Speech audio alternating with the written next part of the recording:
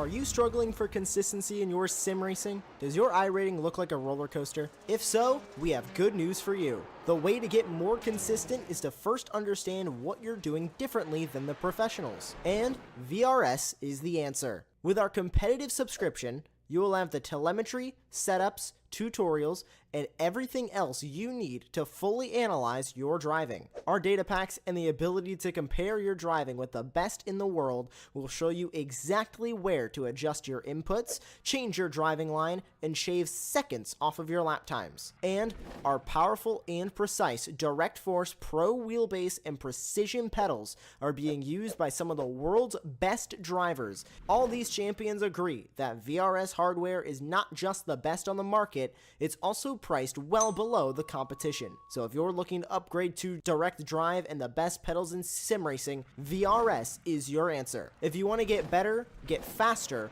and make it happen sooner rather than later, you owe it to yourself to find out why so many people are switching to VRS. You'll be so glad that you did. Visit www.virtualracingschool.com and learn why the best use VRS.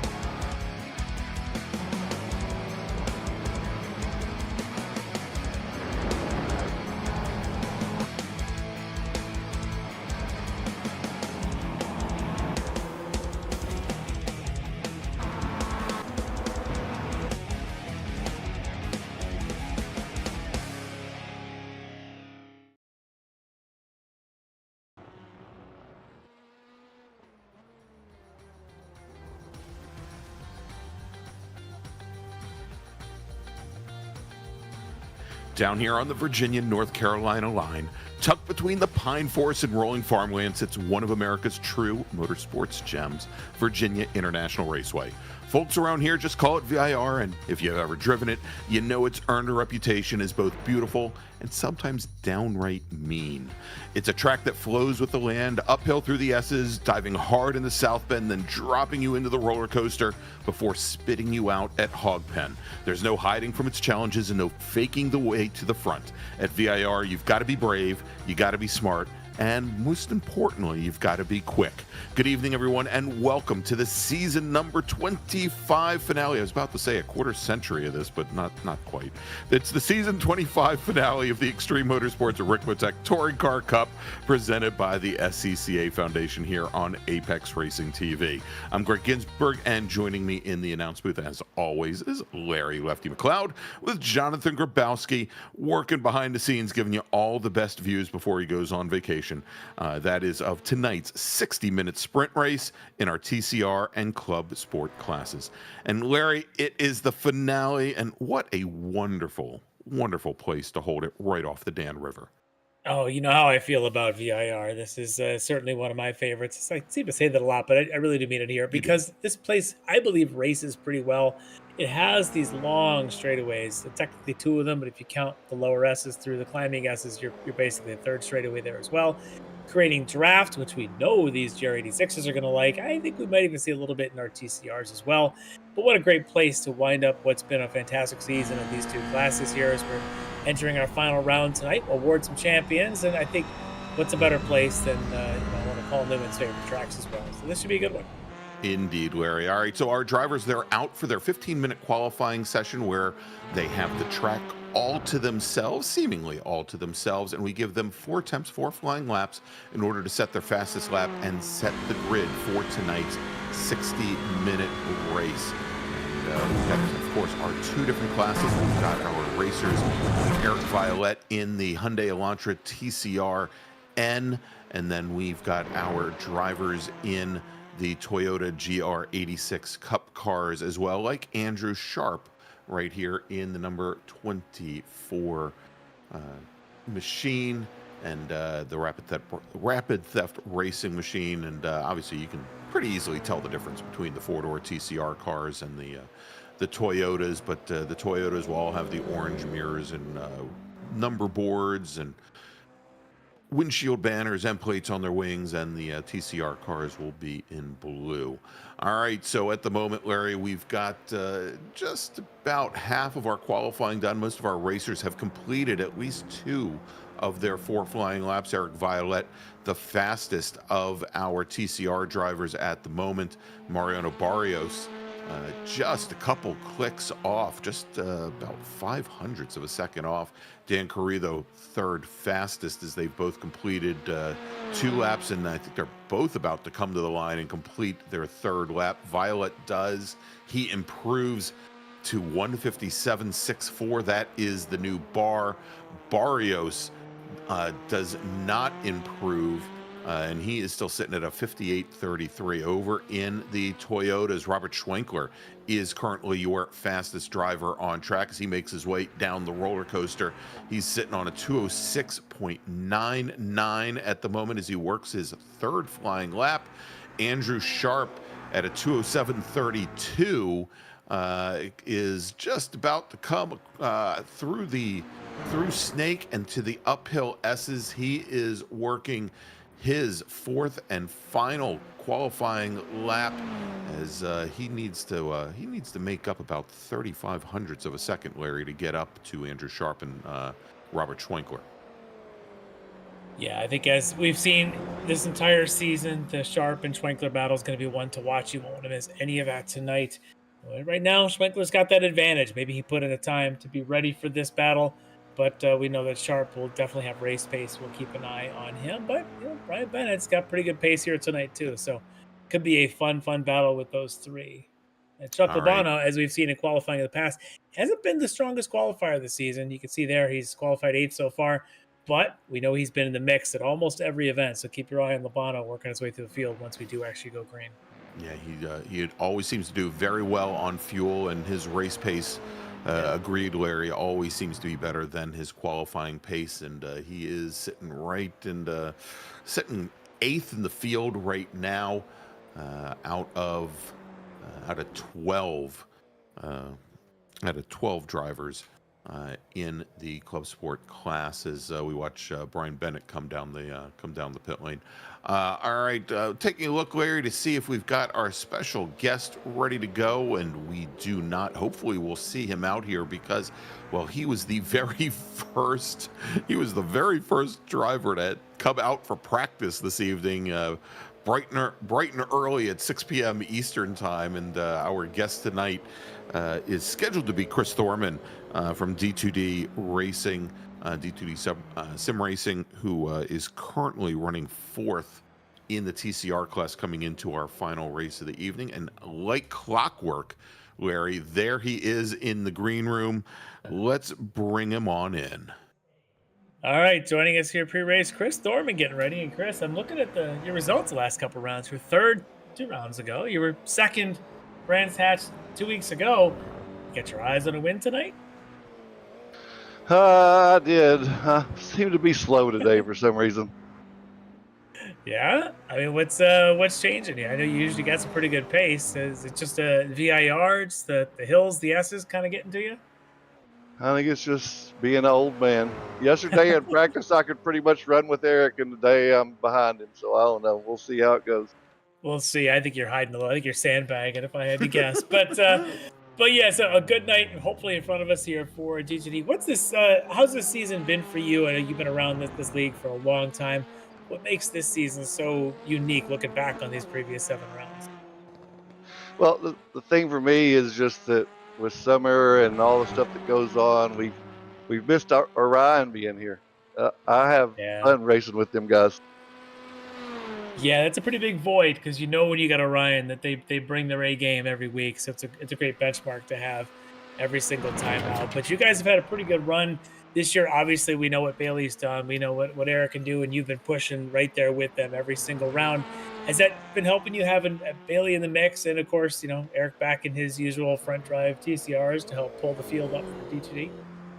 No, it's really Eric. Eric really works with me during practices, and if we're usually running about the same setup, but if it ain't working for me, he'll help me fix it so that I can drive it. And yeah, it's great having Eric as a teammate.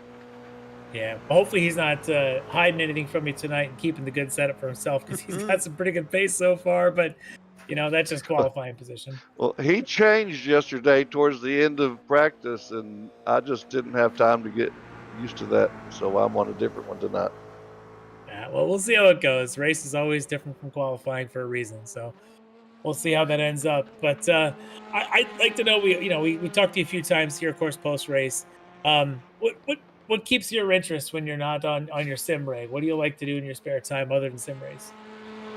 Well, kept pretty busy. I live on 32 acres with 2 dogs and a cat and a bunch of cows, so wow, I stay pretty busy out here. Is that the business or is that the hobby? It's basically a hobby. Yeah. The cows are just to keep the taxes down so I can stay here. Yeah, that's not a bad way to do it. It's a pretty good size spread you got right there. Is that a lot of maintenance and anything, or is it just kind of like, let the cows do their thing? It's just mainly keeping up with fences and keeping the weeds down. Biggest thing. Yeah. So does it make you want to eat steak more often or less often when you got your cows there on the farm? Oh, there's nothing better than some good beef. Yep. Agree with you there. All right. Well, especially when it came out of your pasture. Yeah, exactly. You know exactly how good quality that is. Yes, sir. All right. Well, before we get out of here, is there anybody else you want to give mention to? Any thoughts you've got here before we go to grid? Nope. Just hope I can keep it together tonight. I'm sure you will. All right, Chris. Good luck tonight. Good luck to the D2D team, and I'm sure we're going to have some success to talk to you about in about an hour. Thank you, sir. All right, there you go, everybody. That was Chris Thorman, driver of the number 60 D2D Sim Racing TCR Elantra N. And he is, as we're going to run down the grid here in just a few moments, he's going to be starting on the second row tonight in TCR. Larry, our pole sitter in TCR, his D2D Sim Racing teammate, Eric Violette, threw down a 156.640, almost 7/10 up on the rest of the TCR field. He's going to be joined on the front row by Mariano Barrios from Friendly Neighborhood Racing. Dan Carrillo from P1 will start third alongside our guest, Chris Thorman. Then Chris's teammate, David Payton, will start in 5th position right alongside Ryan Haley, with Lead Paul Racing's Pan Hire Day starting in 7th. All right, the Club Sports. This is what we all want to watch. They have 1 point separating them. Robert Schwenkler on the pole tonight from the wrong stuff. Andrew Sharp for Rapid Depth Racing will be on his outside of front row. It doesn't get any better than this for a finale. On the second row, though, don't count out Brian Bennett. He'll be in the inside from Sector 5 Racing. He's got 1 competition race, I think maybe 2 races this year, and they've both been top 4 finishes. On the outside of row 2, another D2D driver, the first here in the Club Sports, is Bobby Childs, always the fan favorite. As we move to row 3, we got a Slow Bros all row 3. Dale Maxwell on the inside, and David Klimovich will be on the outside of row 3. Inside of row 4, Jeff Jacobs from the SCCA Foundation lined up alongside. Watch for this guy through the field. He's been up on the podium almost all year. Chuck Labano from Frito Sport Racing outside of row 4. Row 5 on the inside is going to be Kerry Racing's Paul Carey. And then on his outside, another one of those Slow Bros. This one's Michael Klimovich. On the inside of row 6, it's going to be Russ Ruddick in that Flying Tortoise, lined up alongside John Casey from Frito Sport Racing. And then finally on row 7, Rodney Carey from Carey Racing, I'm assuming related to Paul. All right, well, there we go. That is our starting order tonight from heaven on earth. I had to say it at least once tonight. Virginia International Raceway, as we are looking forward to 60 minutes of racing action here for the season 25 finale. Of course, tonight's race presented by the SCCA Foundation. The SCCA Foundation provides funding for the SCCA Academy, training the next generation of race workers and volunteers that make real-life road racing events possible. Visit sccafoundation.org for more information. And, Larry, this race, and, maybe we should have talked about it a little bit more during the pre-race show, but you said it, Robert Schwenkler and Andrew Sharp, they have been at it. They both have 3 wins on the season, and with the only other race winner being Chuck Labano. And the fight between them, it's all going to come down to tonight, just a single point separating them. 2 weeks ago at Brands Hatch, Robert Schwenkler came up with the win, with Sharp finishing in second, and what a fight that was. Just chaos. It was like one mistake, can he recover? Another mistake, some traffic comes through, and it just kept going back and forth. Amazing race. If we get half of that excitement tonight, it's going to be on the edge of your seat there. And don't count out Ryan Bennett. I'll tell you, he's got that podium before. We've seen pace from him before. He could play a big part in the results of how this Schwenkler and Sharp battle goes. Yeah, indeed. So Bennett finished 4th, back behind David Klimovich 2 weeks ago. And, as you mentioned, I think a little short on the number of races that he has run. He is currently showing his 15th in the standings, but obviously, his capabilities extend far beyond that. And so we shall see here as these very softly sprung Toyotas, they're weaving them back and forth for all they're worth, trying to get some heat in the tires. And you can just see how much roll there is in the cars when they do that. In the TCRs, before we get to green, of course, our points dominator this season has been Bailey Petrowski. Bailey not here tonight, probably watching, but his teammate Eric Violet's going to lead the field there. And Eric, in a little bit, he wants to finish second in the season. Of course, got Dan Carrito to fight with there, Mariano Barrios. So could be an interesting finish there. Could be some exciting racing. But Bailey just going to sit back and watch here tonight. Looks like. Woof. All right, it's going to be a good fight here as they now come down the roller coaster. I hear one of them's for sale, Larry. That might be her speaking up right now. She's excited about this race too. All right, as the pace car now leads the field down the roller coaster through Hog Pen, heads to the pit lane. We're going to come up on the start zone right about now. And as our starter looks over the field, we'll wait for that green flag to fly. And we're green, Larry. We are underway. I almost called you Brian. And here they come through that slight little bend on the front straight. Eric Violet getting a great jump, and he's bottling both Carrizo and Barrios up behind him as they come under braking, going down into turn 1 and sweeping around the outside is Mariano Barrios through the horseshoe here. They're going to have that short chute making the run down to the NASCAR bend over at turn 3, and Barrios manages to get around Dan Carrizo as our Toyotas come down, get the green flag. They're going to barrel down into turn 1 now with Schwenkler and Sharp. Schwenkler to the inside, Sharp getting pushed very wide to the outside as Brian Bennett might have a little bit of an advantage here coming out of the horseshoe, but with Schwenkler to the inside, he's got position as they roll out of NASCAR and make the run down to left hook, down to turn 4 as Chuck Labano. Yeah, Slow Bros, so damage the back. Someone's on the roof. I think Dale Maxwell ran wide into the grass, and there he is just now recovering. But that might have been Chuck Labano possibly, because I'm showing him now as heading to the pit lane. Oh, no. Yeah, Labano had such good runs to the field.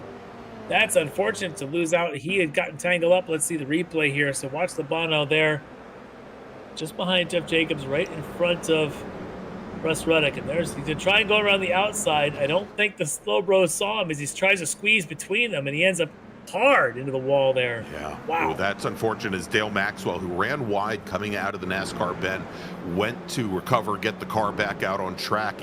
He moved over driver's left maybe just a little bit too far and ended up taking out our only other race winner of the season besides Schwenkler and Sharp. And look at this, Larry. Early on, Mariano Barrios makes the pass on Eric Violette, our pole sitter, going down through the roller coaster. Game on. He is going to lead the field as we complete our first lap. Game on here. We thought maybe the draft of these long straights would finally come into play. Looks like it has. Violet now going to try and take it back. This is lap 1 of an hour, folks. As Barrios on the inside. Carrito can sit and watch. He's wondering what these two in front of him are going to do. That's good racing side by side. That outside line, though, becomes the inside. I like the outside line here. If you could do it, that's what Violet's got. Looks like he's going to be able to stick this. Let's see if Barrios tries to duck underneath the 3. Blocked a little bit by Violet. This is great stuff. Yeah, and I don't think he's gonna, with the TCR cars, I don't think he can get a good enough run to stick the nose underneath going into left hook here. And from what I saw in practice a little bit earlier this week, it's even somewhat difficult to pull up alongside, pull out of the draft, and even be alongside going into the uphill S's. So we'll see. We'll see how this works out. But I think Barrios' next attempt and his next chance may be when they come out of the oak tree bend onto the back straight. I'm starting to wonder if Barrios has got himself a very good setup on these cold tires, because he looks antsy. He looks anxious. Yeah. He wants to make a pass now, whereas Violet may be set up for a little bit more tire wear and improved degradation in the long run. Barrios seems to be, I want to win this thing now. Let's see if he tries to get another pass here, but you saw him as they went through the uphill S's. He was right on Violet's tail all the way through them. Carrito just going to hang and watch for a little bit, maybe save some tires and wait for a later fight. Yeah, you know, and in talking to Eric Violette during practice this week, one of the things that he was saying is that the tire wear on the TCR cars here at VIR, the front tires in particular, not very bad, that you could probably make them last the entire race. They don't wear, but the one problem that you do have is because of some of the longer sweepers through here, in particular, the horseshoe at turns 1 and turn 2, it's very easy to get them overheated, and the amount of grip that you have from those front tires is somewhat transient over the course of an entire lap. Yeah, look at this bump drafting here. It's Klimovich and Jeff Jacobs now. I was going to say the start of this race looked like a Spec Miata. You've called your share of Spec Miata races here. Both lines of Club Sport TC of these GR86s were nose to tail, pushing each other down the front straightaway like you'd see at the start of a Spec Miata race. Same thing here now with Klimovich pushing Jeff Jacobs down the back straight, and Russ Ruddock, even with the draft, not able to stick with him. So it's very real world like when it comes to these cars. Klimovich, though, wide there as they head around Hog Pen. Jacobs much cleaner, and you can see how much of an advantage that is for Jacobs as they head down the front straight. All right, and Larry, I hate to say it, but I think Chuck Labano he's still on the pit lane, but I think he has kind of checked out of the race here. I think his day is now done. And you're right. Right now, Mariano Barrios looking very racy, but also Larry gets very crossed up coming out of the uphill S's and goes for the long ride. Yeah. Years ago, there used to be a huge culvert right in that area where Mariano Barrios ran over in the grass there coming out of South Bend. He's lucky that he didn't go for about a 15-foot Spider-Man didn't go for a 15-foot ride through the air. Look how close Barrios is. You go on board with Mariano going up the uphill S's, climbing these curves. He's aggressive with them. The draft is pulling him in. I think he loses front downforce while he gets the grass. Yeah. That's where it starts. Oh, yeah, well, his right front, he actually ended up going into the grass just as they came out of that final apex. Yeah, he got a little bit tail happy going through there. So he's got to get all this work back together. It seems like he's really quick, maybe quicker than Violet through turns 3 and 4. And that leads him to the tail. It gets him right up underneath the back of Violet as they go through the snake and towards the upper S's. Let's see if he could pull back in behind Violet this time around. Now that he's unfortunately got this deficit of about 1 second, he could be quicker in the first part of the track. All right, let's jump back over to our GS cars. We'll take a look here at Andrew Sharp and, of course, Robert Schwenkler ahead. Brian Bennett behind. These three have already broken away from the rest of the field. Bobby Child running about 3 seconds back in fourth, and I'm sure that that lap 1 incident had a lot to do with it. But Childs is kind of running all by himself. He also is separated out from the rest of the field.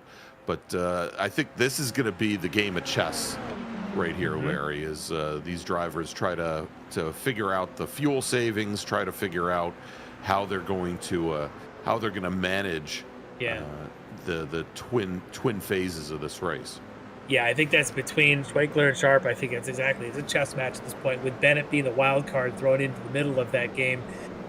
Meanwhile, this pack, Jake, who's that running wide there just behind them?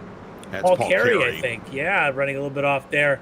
As you get the battle here, Michael Klimovich, Jeff Jacobs continuing. This is where, remember, it was Michael, I believe, was pushing Jeff down the back straight. Now he's just Michael is sort of stuck behind Jeff as they go up in here through turns 4 and head down toward the snake. I get the feeling Michael's in spots a little quicker than Jeff, but not in the right spot to be able to make a pass, because they're losing David Klimovich, who's about 3 seconds up the road. Well, that and with Michael Klimovich tucked right under the wing of Jeff Jacobs, there's no real way for him to get a run out of a corner. And he's just going to have to rely on using the draft itself and then to pop out. We'll see. I mean, typical place that you look for drivers to make mistakes are going into Oak Tree over at turn 11 and 12. Right here? Yep, right here as they come up the hill with the compression. And we've already seen a couple of drivers that have turned in a little early and then run wide. Yeah. Neither driver does it at this point. But, of course, this is a long distance. And with Klimovich a car length and a half back coming out of Oak Tree, there's the opportunity that he could get a little bit of a slingshot effect here up as they go past Madison Avenue and up to the top of the roller coaster. Meanwhile, the front, though, it's just kind of things status quo. Schwenkler, Sharp, Bennett, 1, 2, 3. No one really being aggressive, no one making any moves. And I think you're right that there's a fuel savings game being played, maybe a little bit of tire savings game being played. They're just all sort of staying in line. Let's see what happens. Let's get this to the last 20 minutes of the race and see how we go. Meanwhile, Ken Copeland in the chat cheering on his boy Robert Schwenkler, saying Schwenkler may have a trick up his sleeve tonight. We'll see.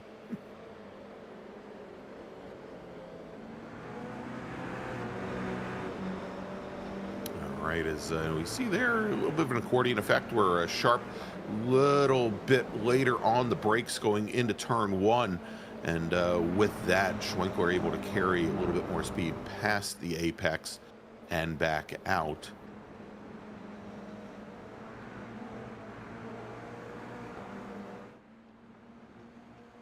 I'm wondering what kind of surprise he could have up his sleeve there. Does he pull out like a twin, like a 235 car twin, and Andrew Sharp doesn't know which one to pass, or get turtle shells, throw marbles out the back going into the braking zone. Yeah, drop a banana peel going into the horseshoe.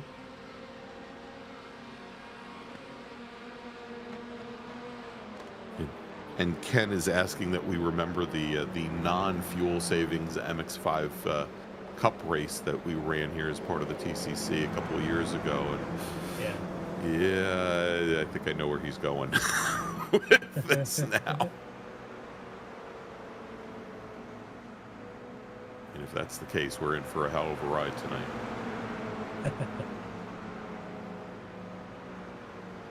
There's definitely some benefit to strategizing and saving enough fuel, that's for sure. Look at this, though, as it looks like Michael Klimovich is going to go ahead and push, but Dale Maxwell, his teammate, wants to get by Russ Ruddock in that outside line. You know from calling real world races here, that outside line's tough to make the pass on. It is. Even though you can get the draft out there, you can protect that inside at the top of the roller coaster if you stay right. See if Maxwell can get a run here on the front straight. Got a little better exit than did Russ Ruddock. Dale's going to maybe, I like the outside line if you can get out there, but he's going to try the inside around this little sort of apex at the starter stand. If he can get down there, it's going to be a braking contest. Meanwhile, in front of him, it's the same thing as Klimovich and Jacobs go side by side. This time, though, Maxwell gets the position against Ruddock. while. Paul Carey, who went off a lap before, he's starting to inch his way back forward again as we jump a little bit further back up into the field with as we look out the back of our leader, Robert Schwenkler, and there's Andrew Sharp, ever close where he's been the entire race. Say cheese.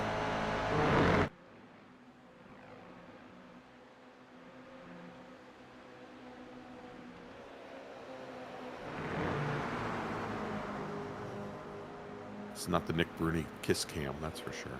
If you're not familiar, just Google it. It's fantastic.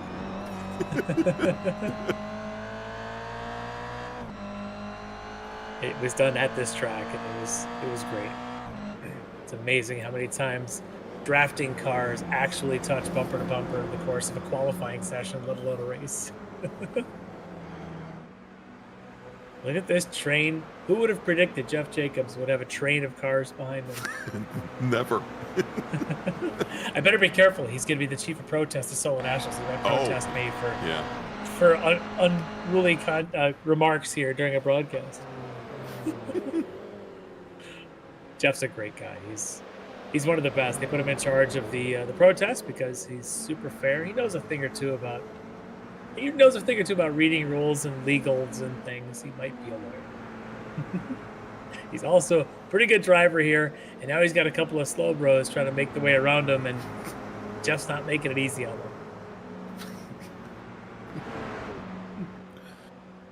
them. Where he's either trying not to get disqualified at Solo Nats, or he's aiming for a discount on his Xfinity bill.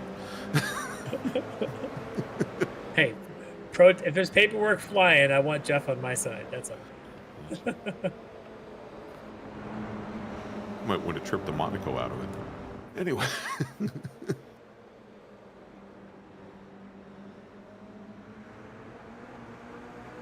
A lot of curb there for Andrew Sharp. Well, and any curb you take with this chassis gets magnified by just a ton. Yeah, you may as well be riding a bicycle at that point. Don't say that with Ken Copeland in the train. Too soon. That's okay. In this case, it's only a virtual bicycle. You can't actually break yourself. If you could, Chuck Labana would probably be on his way to the hospital right now. Exactly. He's already there.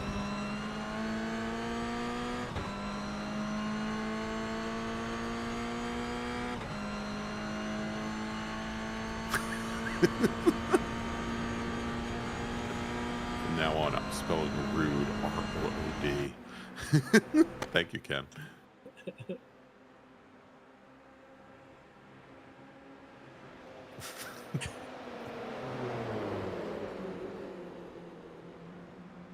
All right, Bobby's in a fight with David Klimovich. They caught him and passed him. David Klimovich now in that fourth spot.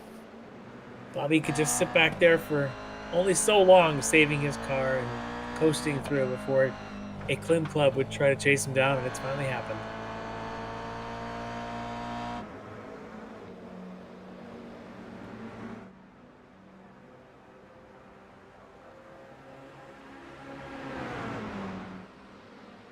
All right, let's jump up to this fight at the front of TCR.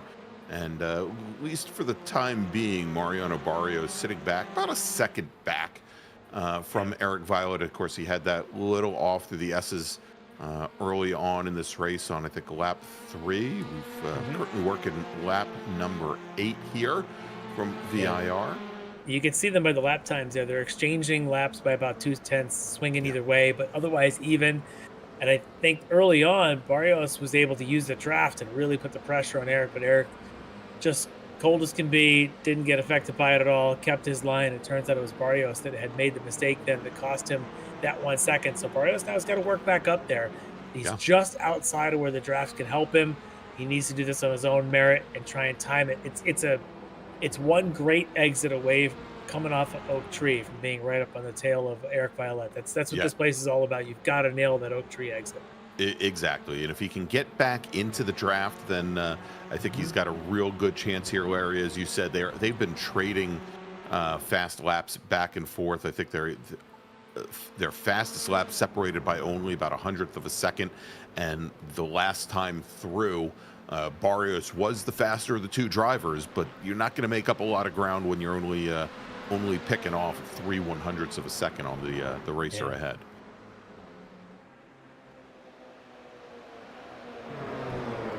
Sharp continuing to just sit right behind Robert Schwenkler's mirrors and just sort of keeping an eye on him. And I suspect that maybe Schwenkler is also trying to manage his tires right now. And I say that because nobody's trying to make a move. I don't think anybody wants to, but they're also not laying down what I would say, qualifying laps at this point. I think they're all just playing it a little bit close right now and waiting for the second half of this race. Can we jump over? I'd love to slide back just a little bit to the battle for fourth with Klimovich and Childs, if we can. And just had these two drivers swap positions, or, I'm sure it wasn't Bobby willingly letting David Klimovich by, but it was pretty clear. And I think we had some of the slow bros in the chat, part of the Klim Club in the chat, pretty adamant that Bobby might have been holding the pair up as they try to march forward up towards Bennett, Sharp, and Schwenkler ahead. I mean, as it is, they're already about 8 seconds back. And so we'll see. I don't want to say that the Klim Club might be biased a little bit in that opinion that Bobby was holding him up. No. I also don't want Stubby and the Klim Club to suddenly break out into a fight here either. No, that is true. There's room for everybody. But Michael does have pretty good pace here, and Bobby now able to sit behind him. Bobby had the good qualifying, put himself up into that outside of that second row. Right now, David's got a pretty strong run going, so this will be interesting between these two and how long this continues. And David picked up a lot of ground on Bobby. We saw there after after lap 2 that Bobby had about 3 seconds on at the time it was Klimovich, Jacobs, Maxwell, and Michael Klimovich, and David Klimovich was able to just remove himself from the train that is now being led by Jeff Jacobs. Yeah, I think that originally formed because I think David was very close to the Chuck Labano incident, and Chuck had gotten, I think, between Michael and David, or between Dale and David. And I think that caused David to sort of slip back a little bit from Bobby. David got onto his pace. Bobby kind of backed off his pace for a couple laps. And you saw by the laps that was just on the screen Jonathan was showing a minute ago. And I think that really helped David climb back into this thing. Yeah. Bobby took his mind off of things, I think, for a minute or two. And that may have caused David to be able to climb back into this thing. Meanwhile, Jeff Jacobs has gotten passed by Dale Maxwell. Yep.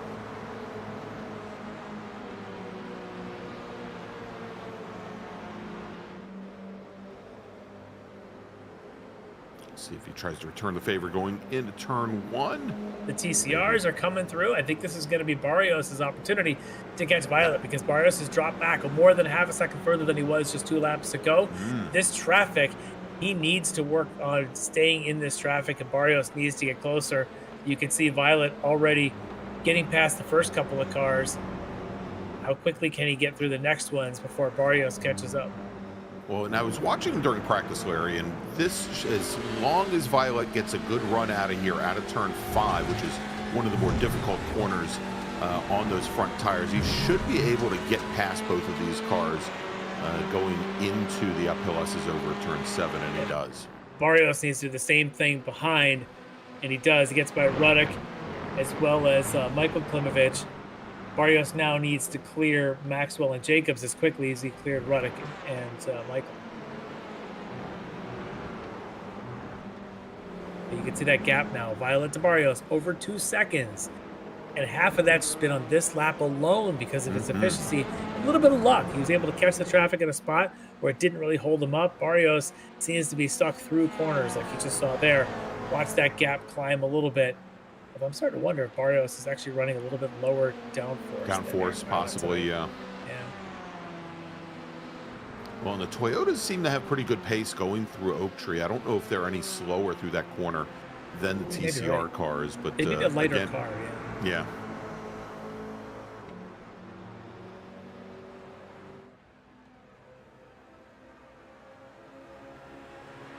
Just staying in line. Sharp, no interest in going by. Maybe he'll pop. If he doesn't, Brian Bennett might, but there's really nowhere for Bennett to go except to the outside. Yeah. And I think that maybe is what Agent Sharp is thinking, watching Bennett more than anything behind him, not willing to step out unless Bennett does, and then Sharp just steps out only enough to keep Bennett from going around him. So yeah, it's kind of they're just sort of playing at this point. Nobody really trying to do anything. But look at this, as Dan Carrito now comes across this pack. That's contact, and Carrito goes around.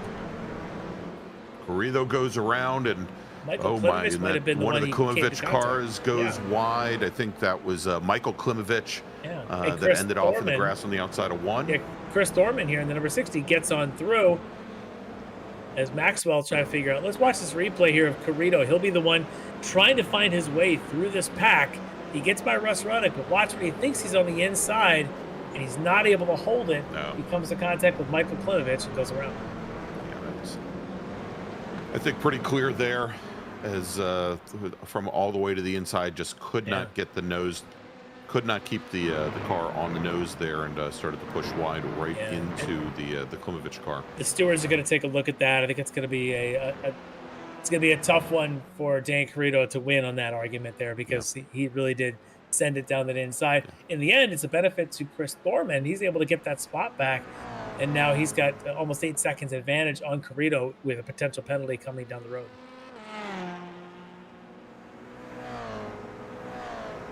Whether or not Thorman can get in grips with this car and make up the next 8 seconds or so that he needs to catch Mariano Barrios for second. Still early. Big steak dinner waiting for him if he does well. Could be.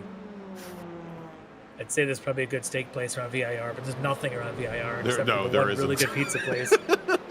Fantastic pizza if you go there, but yeah, go to Aunt Millie's down the street. Yep. Yeah. But you got to go all the way about a half an hour west to find probably a good steak place. Millie's Pizza. Oh, it's so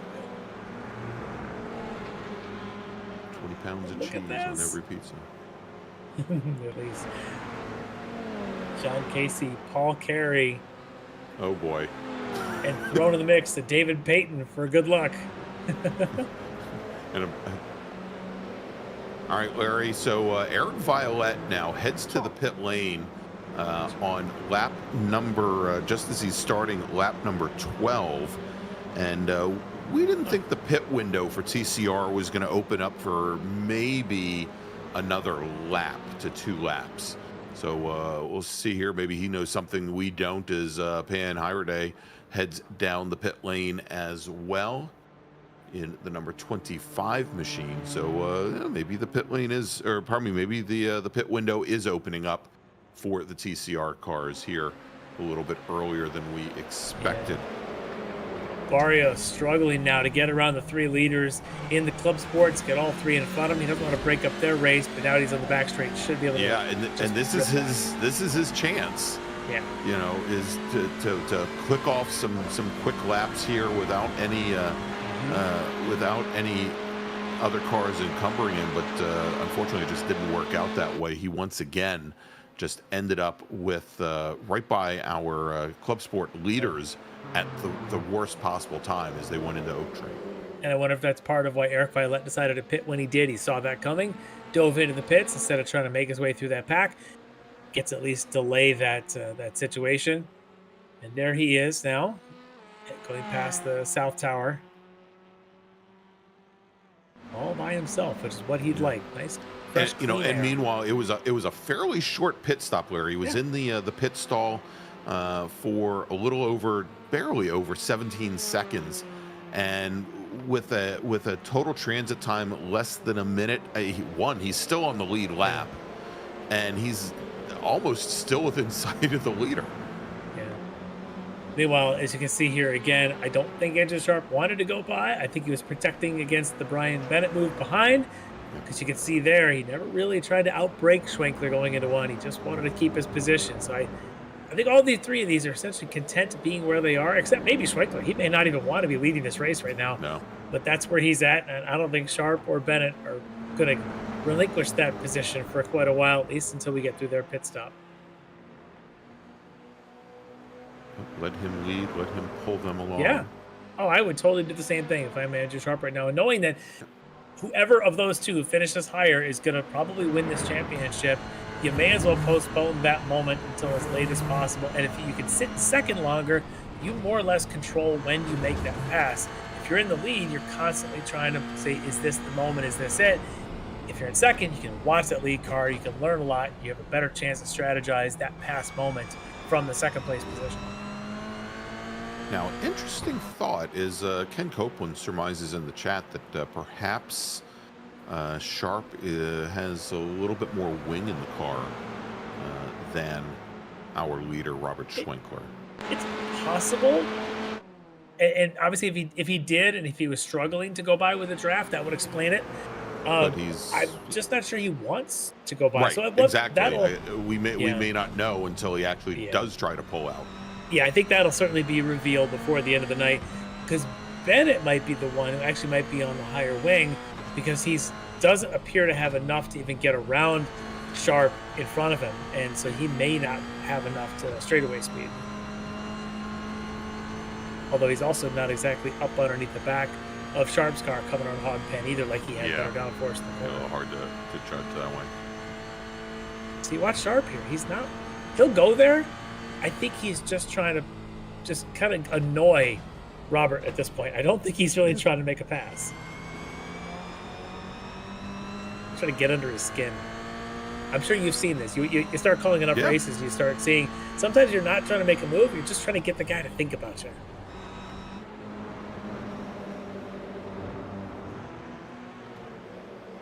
Kind of fun to watch.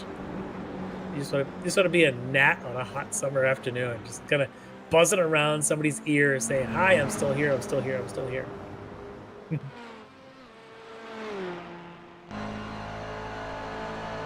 Sharp did look awfully strong coming out of left hook and going through 5.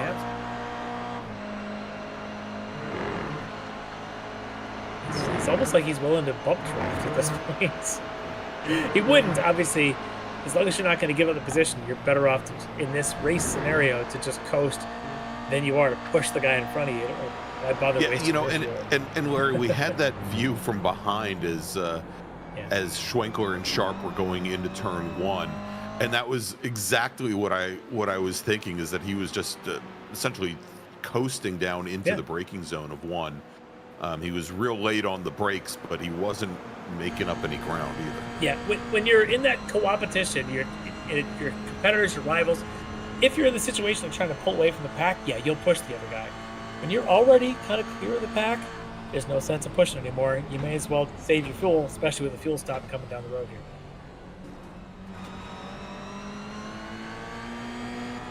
Question is, if you're Andrew Sharp, do you follow Schwenkler in, or do you do the classic, do the opposite of whatever the other guy does? But let Schwenkler dictate when he comes in, and then do the opposite, stay out one lap longer, or deliberately come in at a different time than Roberts. I tend to think something like that. We are firmly into the pit window for the Club Sport cars, Larry. We saw it opening up right around lap 9, and we are currently now on lap 14 for most of the, or now I guess now lap 15 for these cars. We think probably only another 4 laps or so for that pit window, as Dan Carrillo is on the pit lane now. And Larry, we haven't heard anything from race control on that incident earlier?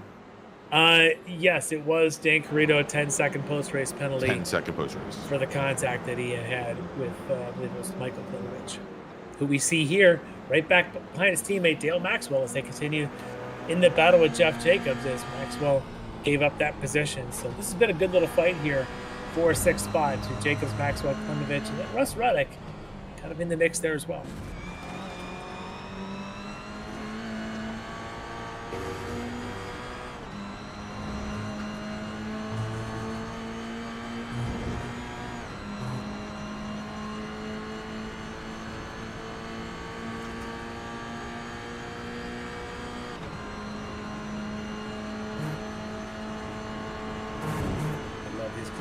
races. It was always hell in my CRX, and I can't imagine it's much more fun in the TCR cars. car basically became a giant pendulum going through there. Yeah, in a front drive, that'd be a very different thing. And in my ND Miata, it was an absolute blast. These Club Sport GR86s are just a hair quicker than that Miata, but I'm sure that same sort of feeling. Same kind of feeling. Yeah. Yep. All right, Chris Thorman, our interview guest on the pit lane now. As he's got one of the very last pit stalls.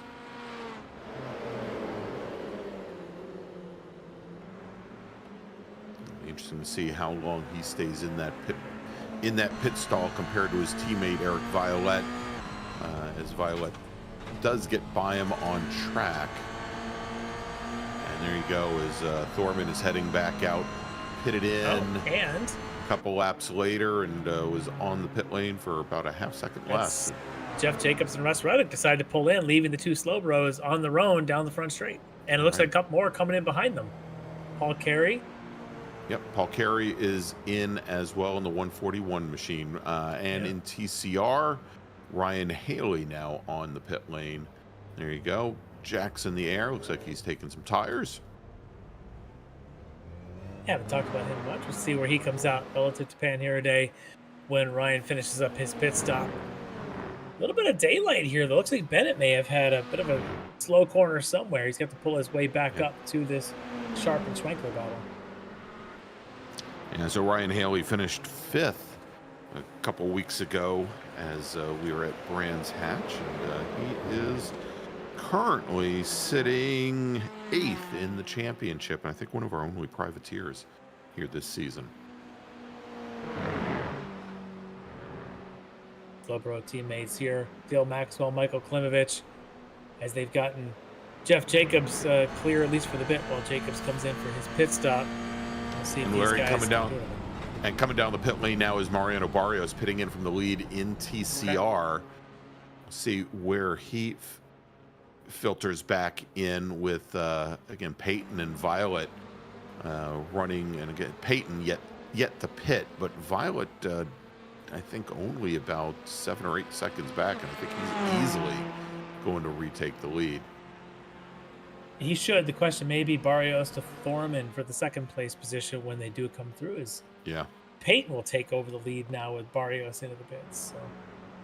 So and Barrios leaving now, and there you go. Eric Violette gets by Mariano Barrios going down into turn 1. But Barrios, I think, made up some ground on Violet in that pit cycle there, where he's, at least for the moment, just about 3 seconds back, and I think it was quite a bit more than that. Yeah. Well, Ken Copeland had the theory that pitting early might put you into the back of the pack a little bit too much. Maybe he was talking about the club sports, but I'll tell you what, that may have actually benefited Barrios having Violet pit so early, as here comes the replay on Bennett, how he fell behind a little bit. Oh, wow. Late on the brakes, almost got into the back of Andrew Sharp, had to take evasive action, and off into the grass he went. And that was with Barrios just coming out of his pits. That may have triggered some of that. You can see that TCR at pit exit. Bennett trying to stay wide, braking way too late because there's 3 on the track in front of him, and they all kind of checked up. Yeah, they all had exactly. The pace going into 1 was going to, by necessity, be a lot slower as they were 3 wide going in there. Yeah, I think Bennett just misjudged, didn't realize that 3 wide was going to be that much slower, and cost him a bunch, so he finds himself 4 seconds back. So it's mano-a-mano, Robert Schwenkler, Edge of Sharp, yet still a pit stop to make. Who flinches? What do you think? Well, Larry, do we sit? Do we wait? Do we see who flinches, or do we go take a break and risk missing it? I think we have to wait, right? Yeah, I think so. How long's our break? Can we do it when they go past the pit in? Can we break before they come around again? Hey, I'm not paying the bills. I'm okay. There's your leader from TCR. The last of the TCRs to pit, David Payton. And Violet is up back to the lead now with David Payton coming down the pit lane. Mario Barrios in second, about 3.4 seconds back.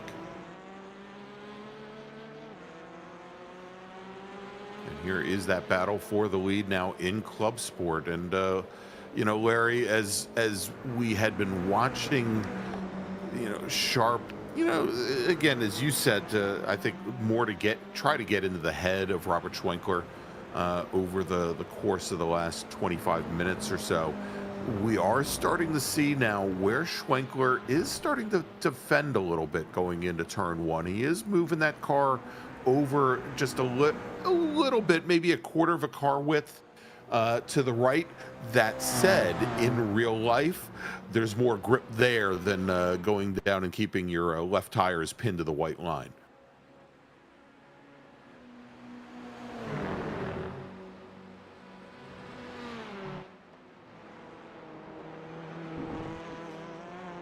Well, this is getting interesting. Barrios now under 3 seconds to your leader, Violet.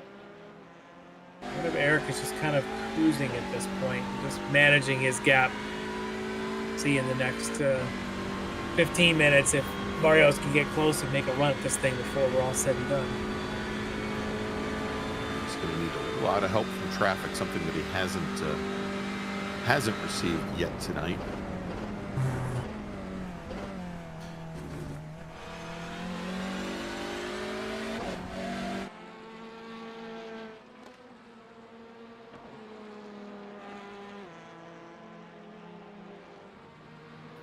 For the most part, Violet's been, I don't want to say inch perfect, but he has been very consistent here this evening.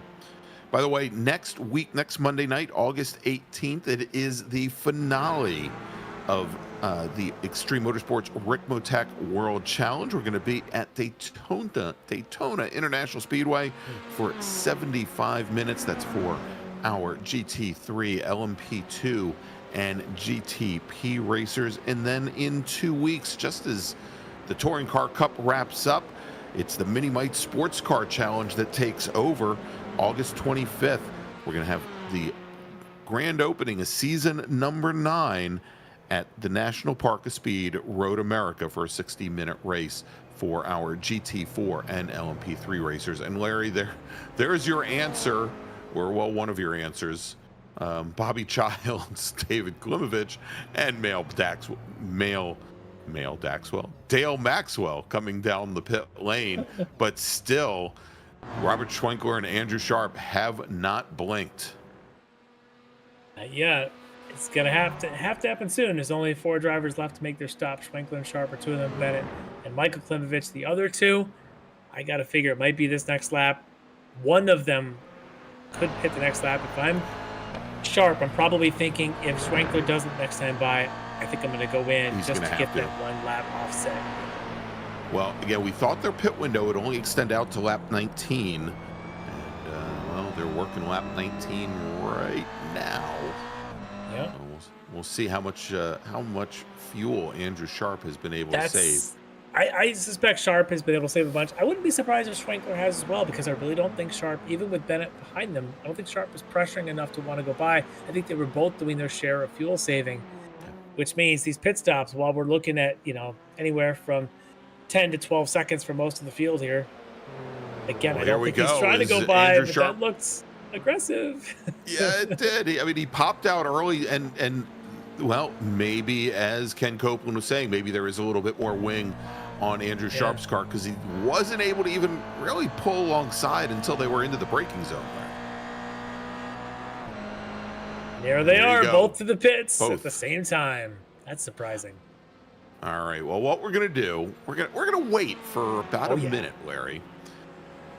Yeah, this will be the perfect time to go to commercial, and we'll tell you in about a minute and a half who made it. Brian Bennett stays out and takes over the lead here in the Club Sports. And is that tires going on Schwenkler? I think that might be the surprise that Ken Copeland was talking about, because it looks like Robert Schwenkler might have taken some tires. Look at this, and they move at the same time. Identical exit times for both racers. Oh, and Robert that Schwenkler could be, Larry. You dirty dog, Schwenkler gets the tire change done. Yeah, that could be the big surprise for Andrew Sharp when we get down to, I don't know, minute 57 or 58. Sharp might be watching that from his car going, I can't believe he's going to get this on fresh tires. This will be interesting. All right. 19 minutes to go. What do we have to do? We've got to take a break, Larry. We got to thank some of our partners and sponsors and make our overlords in the UK happy. So we're going to take a little break. We'll be back here in just a few moments with more racing action from Heaven on Earth, Virginia International Raceway, home tonight of the season finale of the Extreme Motorsports Ricmotech Touring Car Cup. Stay with us. Ricmotech, high-performance sim racing equipment. Whether you're just looking to have fun, train for race day, or become a serious esports competitor, Ricmotech has you covered. Hundreds of name-brand parts. Support from experts that love sim racing. Trusted by the pros. There's only one place to go, ricmotech.com.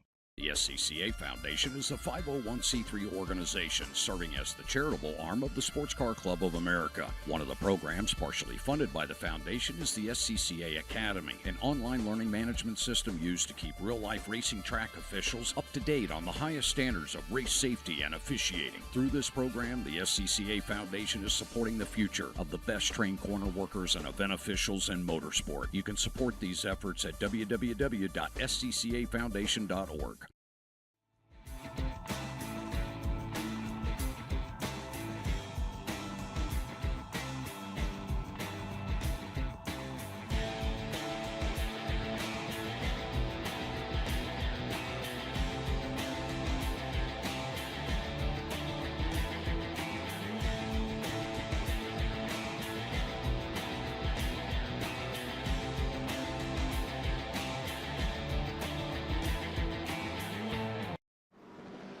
The search is over.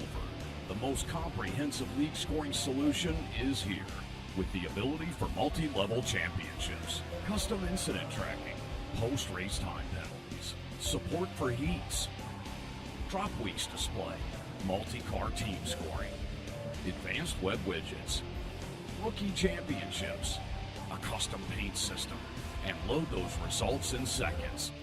Visit extremescoring.info today. Ricmotech, high-performance sim racing equipment. There's only one place to go, ricmotech.com.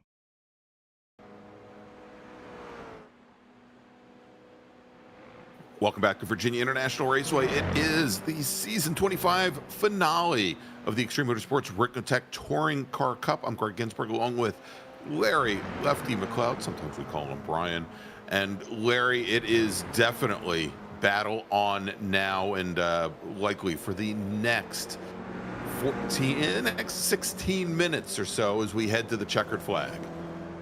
Yeah, in this battle, as we were watching it during the break, Andrew Sharp tried to move around the outside of one, couldn't make it stick, and we're theorizing that maybe the tires that Schwenkler's got are now up to temp and sticking better down that inside line. Sharp's going to have to make a move somewhere, and if he's running more wing, that's going to be a problem. If he's running the same wing, look at the Schwenkler doing a great job. Protect the inside. Sharp going to have to go the long way. Can't do it. I'm telling you, we've seen enough of this in the real world. That outside line is so tough. You've got to have a full car length to get by out there. But Sharp's going to be trying now. He's with 15 minutes to go at 2 minutes plus a lap. He's got about 7 more tries down that back straight and 7 more tries down the front straight to make something stick. Yeah, and so we're already seeing now where Robert Schwenkler getting a little bit defensive. We talked about it going into turn 1 before. Sharp once again is going to take a look to the outside, try to make the run around Robert Schwenkler and set up to the inside when they go into the NASCAR bend. But it is a long way around, and once again, Schwenkler is able to hold him off. He'll slide over a little bit to driver's left to keep the white rapid theft machine from coming underneath.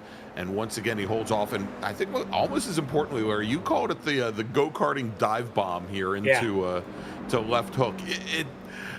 I've seen it enough times in sports cars as well, but usually on lap 1, when cars are, you know, stacked up and running about 30 miles an hour slower than regular race pace.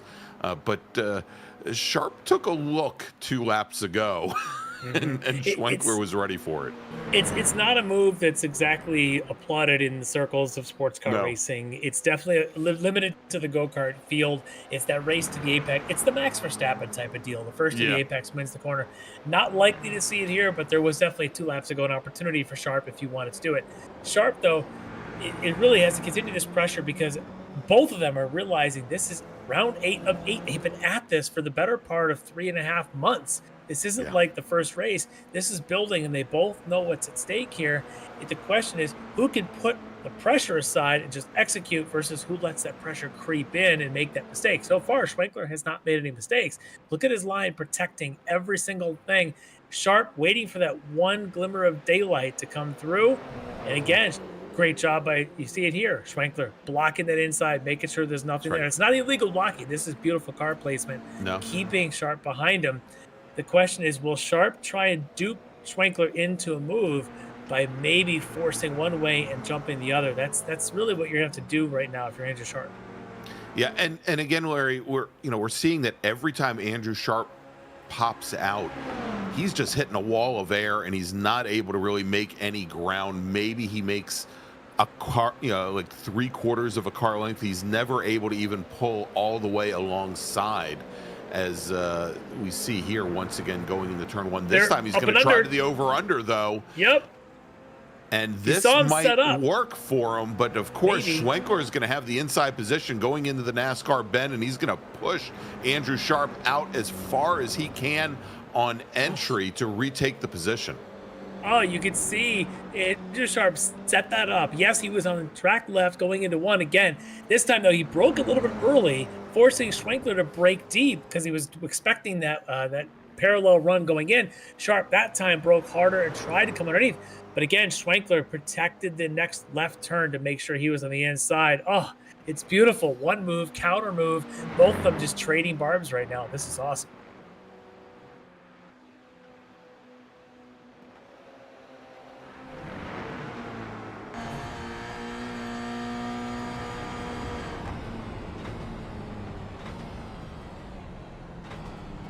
Right on the limits of adhesion and grip there under braking is Andrew Sharp as he comes up the hill into Oak Tree. This is the best run we've seen for Sharp coming out of Oak Tree. He actually has a chance here to get maybe more than a nose pass before they get to the roller coaster.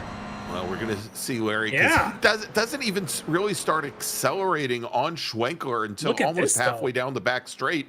But you're right, this might be his best chance. He's got the nose up. If he can force Schwenkler over a little bit more to the left, or pardon me, to the right, he can't do it, but he's in a good position now as they roll down the hill towards turn 13. Oh, look at this side-by-side all the way down. Is it contact-free? It is. They're going to go through hog pen side-by-side. Unbelievable. Sharp's going to stay out there.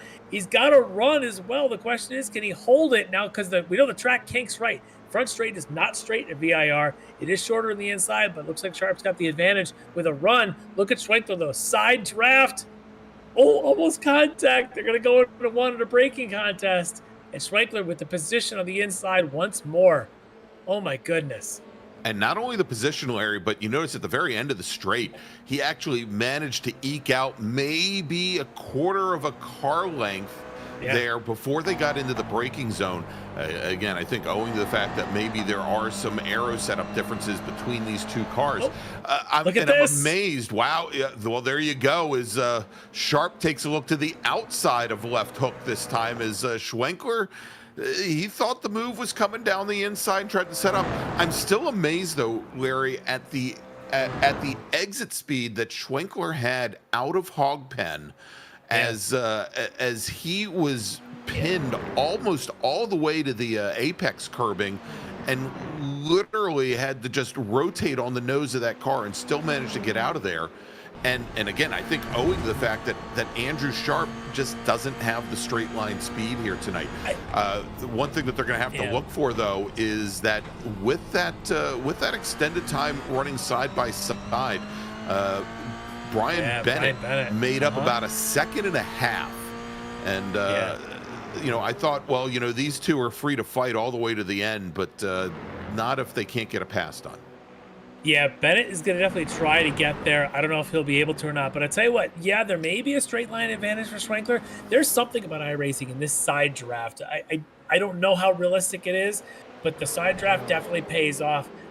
And here they go again, side by side into the roller coaster again. Schwenkler with the inside line. This side draft here always seems to be a big pull. If you're a nose back, if your nose is at the door of the car in front of you, you're going to get a pull by. I think Schwenkler might have gotten that advantage. So even though Bennett looked like he had the run, the shorter inside line here at VIR and that side draft may have been enough for Schwenkler. And now Bennett's going to try, or not Bennett, but Sharp's going to try the same thing. But Schwenkler is going to close off that inside and make Sharp go all the way around. Sharp maybe resetting the tires, let the car rest for a lap before trying again.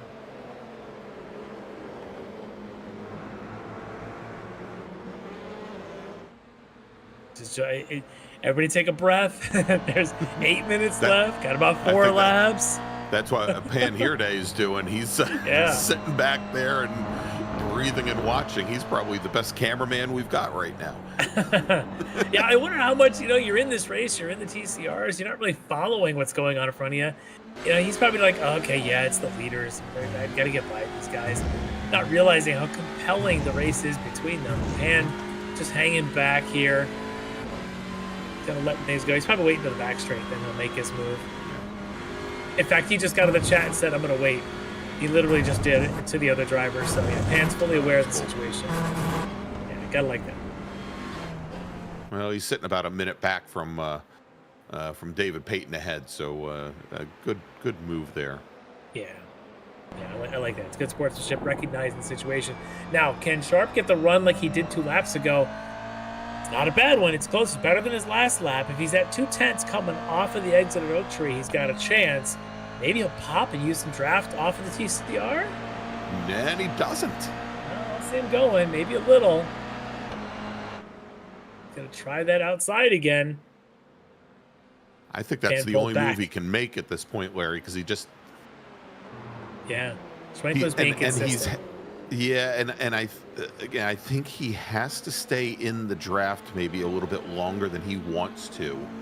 That if he pops out any earlier, he's just not going to have any kind of advantage. And you can see how late it is on that run down the back straight before he even starts making any ground up to Schwenkler ahead. I think the one lap we saw him then go parallel all the way down the roller coaster was the lap where he was within 2/10 when they came off of the Oak Tree turn. He needs to do that again. If you're into Sharp, it's critical to get Oak Tree right. Even here down front straight, this is just practicing. He's not really doing anything there. We'll get back to that in a second. Meanwhile, Michael Klimovich, Russ Ruddick, Jeff Jacobs, they're also doing this, and Klimovich loses out. Ruddick is going to go in front of him. This racing is just as good as the front. If we had enough side by side. Where's the picture, Jonathan? Why not? That's right. We had that a couple years ago. We did. We also had 2 directors. John does twice the work of Immortal Mortals. Yeah, we had multiple directors working each race to do that.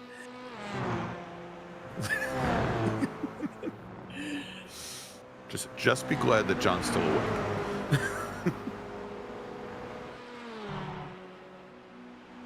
All right, so Sharp again, just sort of hanging out behind. Yeah, as the clock hits 5 minutes remaining, Larry. So time is definitely running out as we've got, maybe 2.5 more laps to go. Yeah. So Sharp needs this exit. I can tell you, I've driven this, you have as well, this Oak Tree turn. It's not just your average hairpin. Oh, look at this. A little bit of slip for Schwenkler going in. That might have been exactly what Sharp needed. Now he's right up underneath the back of Schwenkler. He can use his draft up the little bit of an incline here. As they go down Madison Avenue, he's going to get a nice little pull. But now, of course, Schwenkler's probably sweating a little bit after realizing he made the mistake. Is that enough to get into his head and let Sharp have an opportunity? This is going to be another one of these braking contests. Sharp's got to not leave. Oh, there's contact. Contact. Oof. And I'm sure Sharp was thinking that maybe Schwenkler would run a little bit too deep. I'll tell you, as I watch them coming down the back straight, the one thing is that Sharp is opening up just a little bit to driver's left, and he's letting Schwenkler come off that line all the way on the right-hand side of the track, and allows him to to get a better line into the braking zone going into the roller coaster. I think that time through, Sharp actually decided that he wasn't going to do it, and we saw what happened as Schwenkler moves over and we end up with the contact. We'll see what happens the next time by as our leader, Eric Violette, goes across and through and by our two Club Sport leaders. With Violet going by as race leader, we're very, very, very close to exactly 2 laps left. Looking at Violet's lap times, if he slows down, it's only 2. If he goes faster, it could be a 3rd lap. He could be pulling a Billy Petrowski on us to take a tip from his teammate there at TV. But yeah, but it could be just 2 laps. Means only 2 more times after this down the back straight, 2 more times down the front straight. Maybe 1 more down the front straight. One more time. White flag next time by. Yeah. So for Andrew Sharp, he needs to make a move. Honestly, he needs to throw it at this, and he's got a probably pretty hungry Mariano Barrios behind, thinking maybe there's still a chance for him. Barrios is just going to have to wait his turn behind this battle. All right, perfect exit. This oak tree is so tough to execute. It's wide, it's undulating. Not the best exit there for Sharp. Gets it okay, but you can see he was more than 3/10 back. Yeah, and Sharp came in a little bit hotter, I think, than he expected, and then ended up having to check up a little bit to keep off of Schwenkler going into the apex at Oak Tree. If Sharp could have been closer, he might have been able to follow Barrios down the right side of the track and use a little bit of that draft, but unfortunately, he wasn't close enough to make that all work. Again, we go braking contest. Oh, this is a little better this time for Sharp. He's going to stay there. He's going to use all of it. This could be his chance. Schwenkler's got the inside, though, and that's so tough at Hog Pen, but he slides it. Did you see that? He did, and Sharp got very loose heading down into turn 13, and I think it gave Schwenkler the advantage. And there you go. White flag is in the air, Larry. Last lap here for Eric Violette, and hence last lap for Robert Schwenkler and Andrew Sharp as they head down into turn 1 for the last time. Sharp's going to have to throw it at everything, kitchen sink, the whole deal. He cannot leave any move undone. He's got to try it all. Schwenkler's got to keep doing what he's been doing, which is perfect track position at every corner entry. He's done a really good job so far. Here at NASCAR, he's got to protect against the karting dive bomb. I think he'll be okay this time. Yep. And I think for Andrew Sharp, it's you got to hit Oak Tree. If you hit Oak Tree, there's a chance. If you don't, this could be Schwenkler's night. Remember, coming into the evening with all the drops under consideration, Robert Schwenkler, 384 points. Andrew Sharp, 383. 3 wins apiece, and it all comes down to this very last lap. It's going to come down to this last run off of Oak Tree. And look at this. Sharp trying to even pressure Schwenkler under braking. Good idea. Trying to get into his head before you even get off Oak Tree. Look how close he is. Close as he's been all night, Larry. Yes, it is. Now, when to pop. And he's going to do it a lot earlier than he has, but he doesn't have a way to pin Schwenkler to the right. Schwenkler is going to go and try to make things as difficult as possible as they come up to this little left-hand kink. Sharp tries to push back over, and Schwenkler now opens up the door just a little bit, but he's got the position going into the final corner. Andrew Sharp, he's got to contend with the backside of curbing, and there he goes. They head down the hill for the last time first.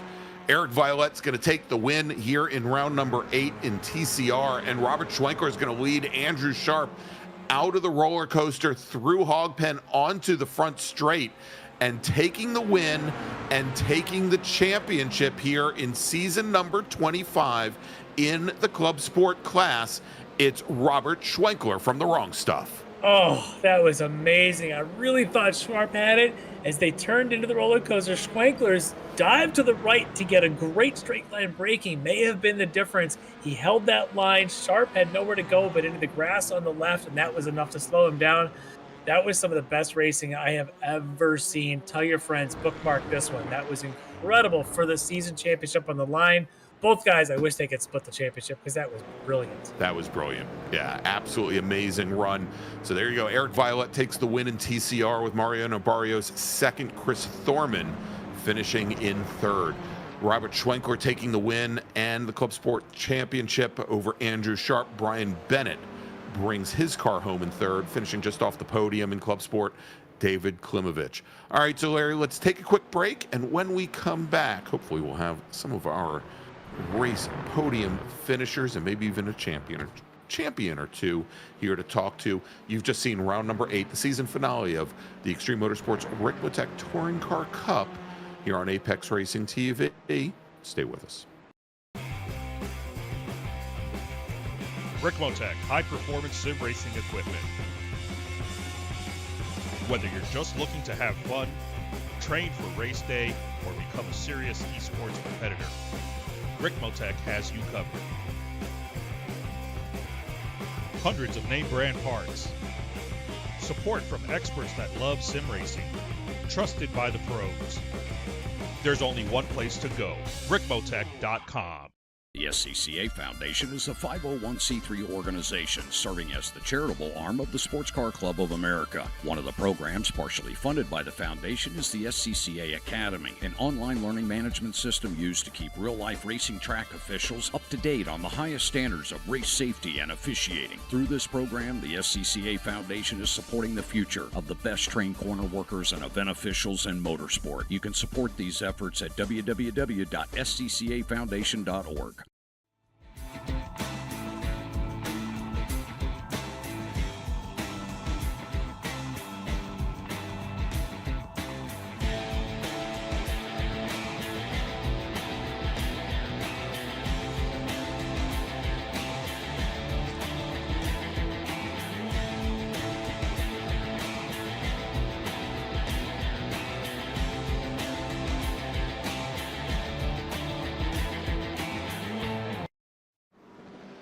The search is over.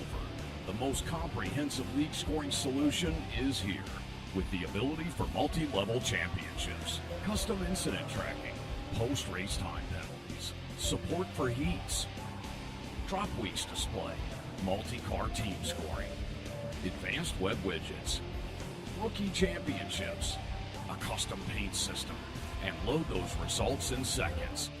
Visit extremescoring.info today.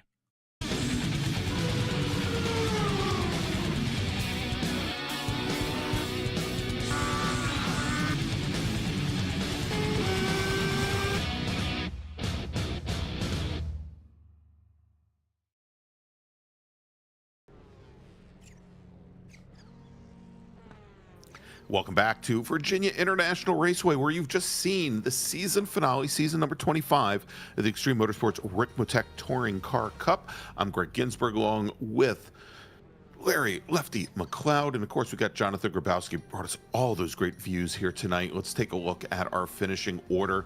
Eric Violette from D2D Sim Racing taking the win in TCR over Friendly Neighborhood Racing's Mariano Barrios, with Chris Thorman taking the bronze. Dan Corrido finishing just off the podium. And over in Club Sport, deciding the championship, the Wrong Stuff's Robert Schwenkler takes the win over Andrew Sharp. And I don't have the margin of victory there, Larry, but it was about 3/10, I think, at the line, about a car length. Brian Bennett from Sector 5 Racing finishes in third. David Klimovich finishes just off the podium. And we're just waiting now. And Larry, I think we've got our first interview guest sitting in the green room, finishing second tonight in Club Sport, finishing second in the championship, driving for Rapid Theft Racing, Andrew Sharp. All right, joining us here first up is going to be Andrew Sharp. And Andrew, that is some of the best racing I have ever seen anywhere between you and Robert. My goodness, is there any other move left you could have tried? Back, I probably could have been a little bit more aggressive. I think I left a little bit too much space on the table there, but I can't really be that upset because that was a lot of fun and we're both racing super hard, and it is what it is. It just happens. So yeah, it was a great race, but yeah, I don't know how much else I could have done. Oh, that was unbelievable. We thought perhaps when Robert looked like he took tires there at the pit stop and you're sitting right behind him, were you thinking at all about maybe doing tires as well? Was that going in maybe a strategy to try? Yeah, I was thinking about it, and then I thought I would save a little bit more time, potentially jump him in the pits, so I didn't think it was worth it. But, I mean, at the end of the day, the draft is so powerful there, I don't know how much the tire would have mattered. It's unbelievable. All the way to the up and under you tried through one was awesome to even see tried. The contact, though, on the back straight about 10 minutes before the end of the race, how much contact was there, and how much did that make you kind of check up and think, wait, race isn't over yet? Yeah, I wasn't sure if that was me dozing off or we were just kind of drifted into each other, but yeah, that was a bit scary. I thought that was race over. I definitely felt a lot of it in the wheels. So yeah, I think both of us just kind of kind of drove towards each other. But yeah, that was a bit scary. Unbelievable stuff. Just some of the best racing, honestly, I've ever seen. This is the race. You bookmark this one. You tell everyone else if you want to see great racing, you go watch this. From your part and from Robert, you guys just put on one heck of a show. It's amazing to watch. Somebody had to lose this race. Somebody had to finish second to the championship. And for you, it's a couple seasons in a row, but not because of any sort of lack of effort, because that was just brilliant to watch. Unbelievable stuff. So congratulations on just a heck of a season and a great finish here tonight. But I know you've got friends, teammates, everybody kind of watching. I'm sure you want to give a shout out to them here. Yeah, shout out to family for watching, and yeah, shout out to the broadcast. That's what I'm here for. I'm trying to, make it entertaining for you. So, even though I'm coming in second, I'm at least putting on a good show. So I can go with that being happy. And just shout out to the rest of the Rapid Theft Racing team. Shout out to Thin Hurdle for giving me the spot here tonight. It was super helpful. And the rest of the boys were definitely cheering me on. Sorry I couldn't bring it home, but next time slot we'll get them. Yeah, amazing stuff. Great job tonight. Great job all season. I mean, I can only hope that all of our races are as good as this, as well driven as you did tonight with yourself and Robert, just battling it out. Beautiful stuff. Congrats on the second place tonight, Andrew Sharp from Rapid Theft Racing. Thank you. Have a good night. All right, have a great night, Andrew. All right, let's move over now, Larry, to our race winner in Club Sport, driving the number 235 Wrong Stuff Toyota, Robert Schwinkler. All right, Robert, you did it. You finished the season on 3 straight wins, taking this championship in this finale that was just the most epic race we have seen. How are you feeling about this? That was amazing stuff. It was so fun. Andrew is an amazing driver. Shout out to him for keeping it clean. That last lap, my heart was pounding out of my chest. Yeah, it was awesome stuff. Glad I could take the W for sure and the championship. Yeah, our hearts were pounding as well here, just trying to watch that, imagining what you could be going through behind the wheel. Just unbelievable. We go back to 10 minutes before the end of the race, about 4 laps or so to go. You guys had contact. I just asked Andrew about it, and he said maybe he just sort of dozed off for a second and drifted in. What was your thought as you guys made contact? Was you thinking, oh no, that could be the end of it? No, I thought he was just trying to keep it tight and close. I mean, yeah, we door banged a little bit, but I didn't think anything of it. I just thought it was close, hard racing. I just kept going, tried to keep my head down, tried to stay as wide as possible everywhere I could because I knew he could get me a couple places. So, yeah. What Ken's in the chat here telling us you had a little something up your sleeve tonight. Obviously, you came out victorious. Was the up the sleeve the tire change that maybe we didn't see a lot of other folks try? I have no idea what he's talking about. Okay. Well, I mean, we did change the front left. Yeah, he's doing a great job. Yeah, I mean, I guess the secret was Ken chirping in my ear the whole time to stay calm and, keep it smooth and just hold my line.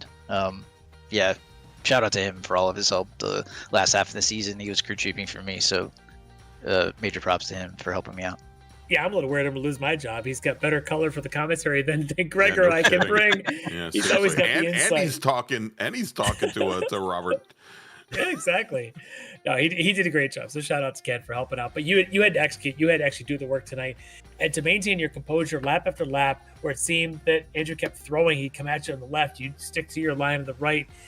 How do you maintain that composure? How much mirror watching are you actually doing, or you just know where your position needs to be and focusing ahead? Yeah, I just tried to just stay focused ahead and not watch the mirrors too much. Having crew chief there to help out and keep an eye on it. Keep me focused more than anything. I think that was my downfall maybe earlier in the season.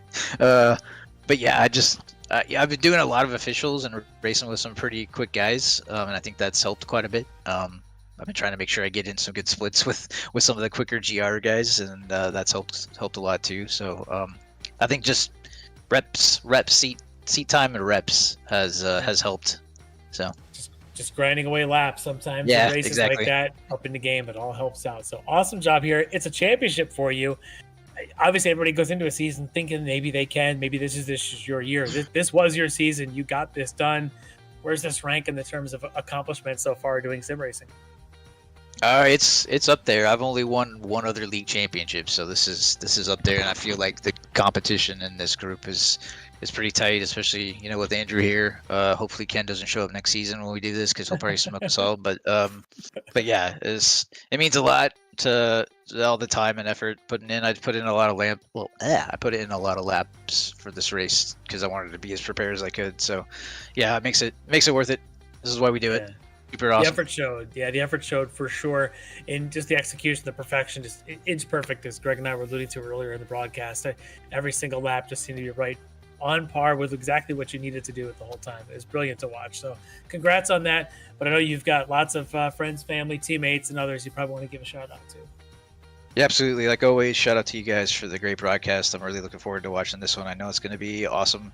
Shout out to the team and all of our sponsors: VRS, Dangerous, Newbie Safe, Sim Coach, Sim Motion, Abruzzi, Jerry Ackerman Toyota. I'm sure I'm forgetting someone.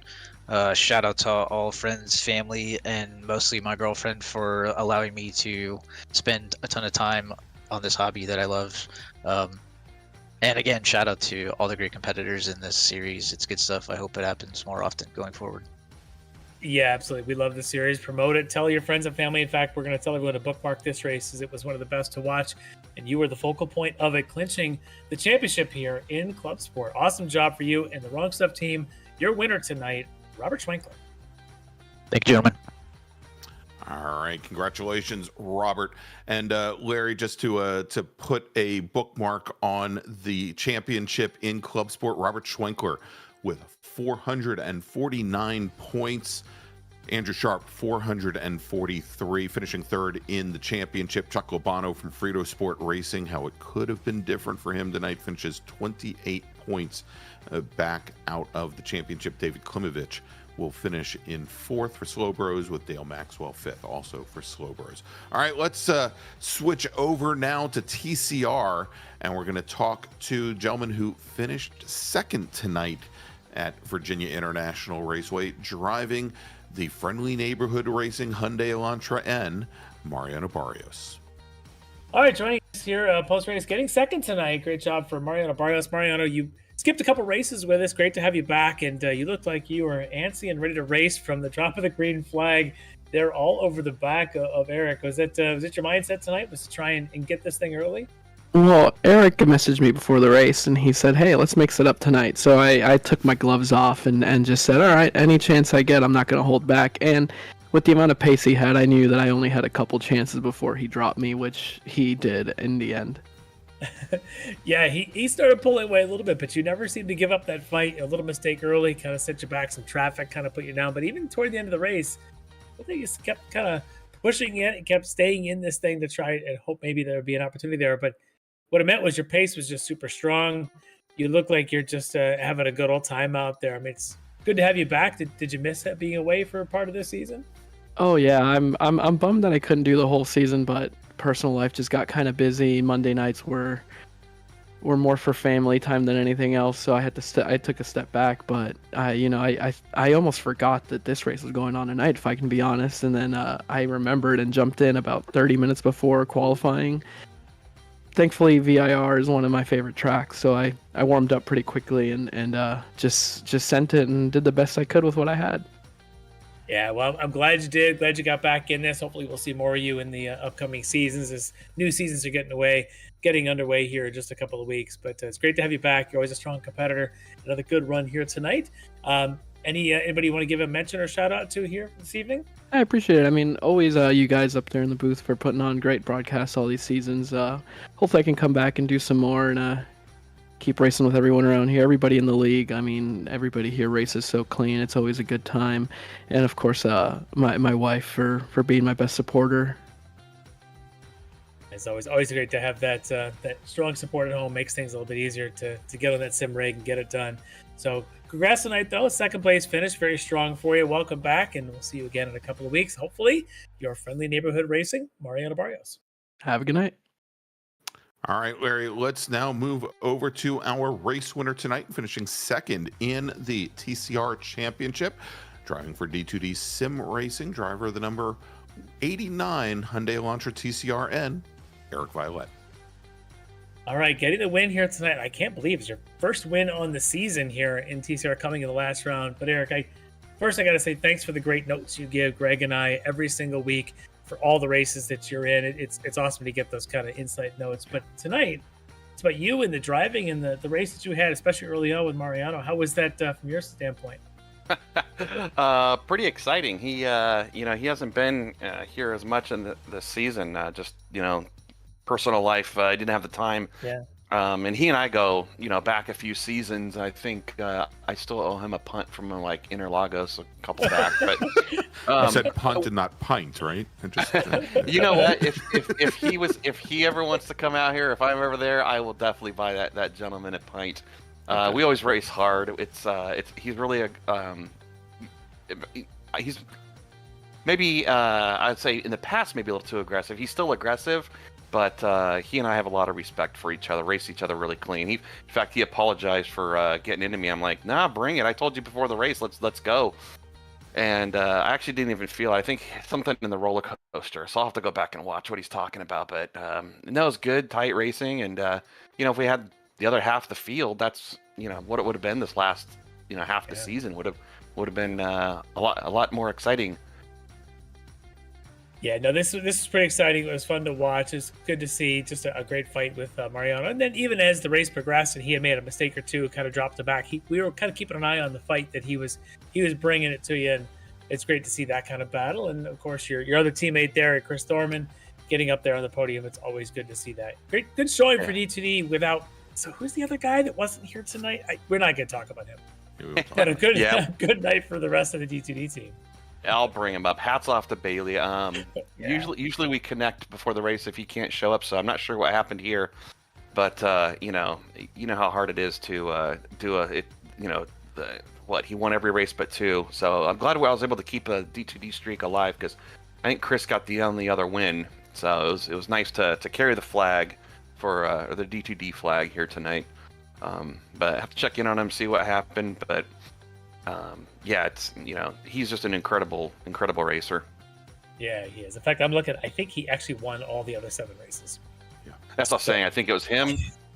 Thorman got one, and I got one. So, yeah. Yeah, a great run for the whole season for D2D. You guys really did bring it, and we're looking forward to having you guys back into this season. And as always, you guys seem to bring a lot of fun to it. Not just good driving, but a lot of fun to it. You guys are great to interview, and it's just a great experience having the D2D team around. And that guy Bobby, he's pretty good too. So he's okay.